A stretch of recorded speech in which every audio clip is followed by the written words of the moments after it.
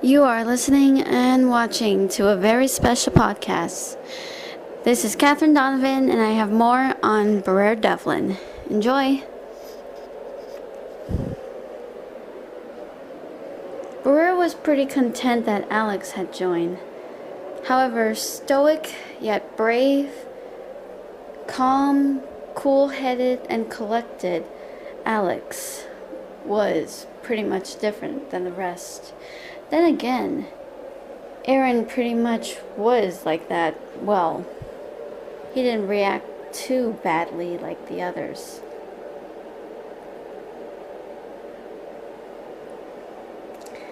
It wasn't until Briar and the others encountered a very annoying pest, seemingly. "Howdy, friends," a bright voice said. Briar and the others turned around. The guy introduced himself as Monty. "My name is Monty, and I'm pleased to meet you. Why don't we have some fun, shall we?" Briar didn't know what this meant, but she decided to play along. However, Monty had these obstacles that he tried to make it look so difficult, but it was easy for Briar and the others to overcome. Monty tried his best not to get upset and kept smiling. However, his face broke into a scowl. But his facial features did not seem so normal, like human nature. There was something more sinister behind the facade of these emotions he expressed that were really scary. And he always said in that demonic voice of anger, and now he wants to kill Briar and the others. But his plans were thought. When all of a sudden, somebody kicked him and he went flying, never to be seen again, or so they thought. Briar turned, and there she saw a calm and aloof-looking young lady. The young lady pulled out a pad of paper and a pen and wrote down something quickly and showed it, saying, "You're safe now. You can thank me later." Briar managed to blurt out, thanks." However, the girl just nodded. Then she wrote down something and showed it again, saying, "That would be necessary. Thanks. To you too." The girl revealed to be Rory Lee. Briar was very curious and fascinated by the girl. The girl had superhuman speed, superhuman strength, great agility, but she was a lot faster than Shadow, than the other trio from Glass Coffin. She was much faster, but she was much more lethal when it comes to facing enemies. She doesn't really talk much. She only communicates through a pad of paper and a pen with her. She doesn't draw, but she does like to write. Briar was very curious to know about this girl.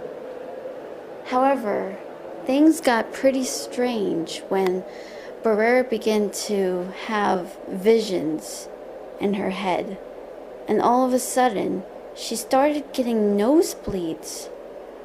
She didn't notice this, but Nye and others did. They said, "Hey Bree, your nose is bleeding." But Briar laughed, scoffing at them. "Oh, come on, you guys. I'm not bleeding. It must be like snot running down." But when she wiped her hand, she looked to see red, and she was freaking out. That's when things got turned for the worse, when Briar and the others came across a stone hedge, stones surrounding, and there was a glow of light. And there a woman was speaking about something. that nobody else could hear, but Barrera and the others managed to get closer. However, the woman then took notice of two other people from afar and tried to kidnap them with her monsters. However, Barrera had to think fast.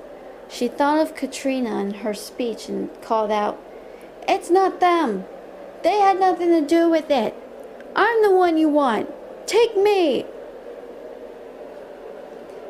Barrera smiled and said, "Take me! I'm here! It's me!" She managed to save the two and got them to safety. These two people seemed to know each other. The girl seemed to recognize Natsu by his voice.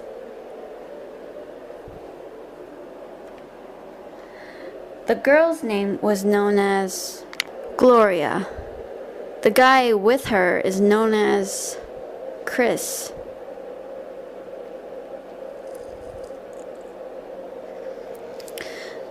Chris and also Gloria seem to know each other pretty well.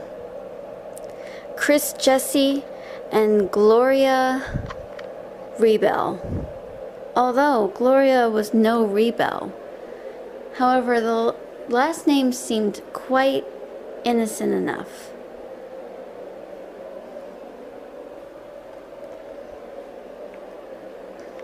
During this time, it seemed that this Gloria seemed like a saint.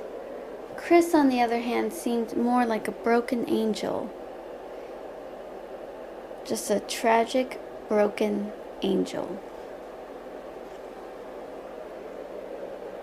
But there was something familiar about their arias.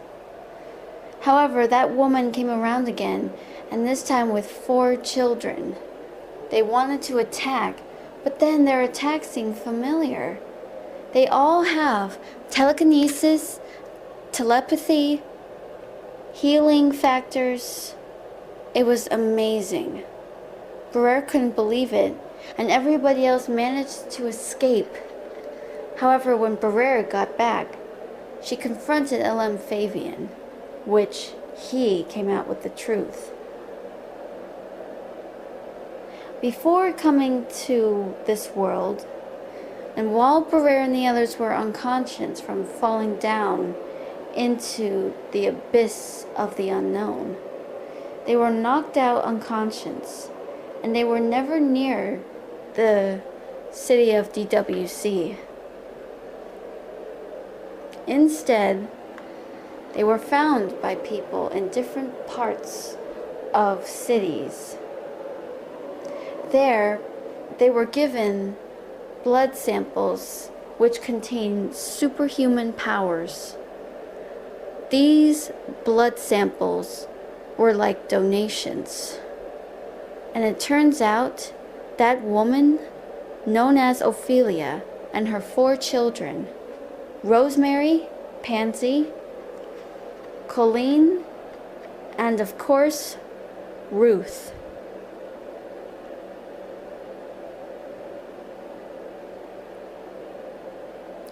All 4 of these girls, they were quite different.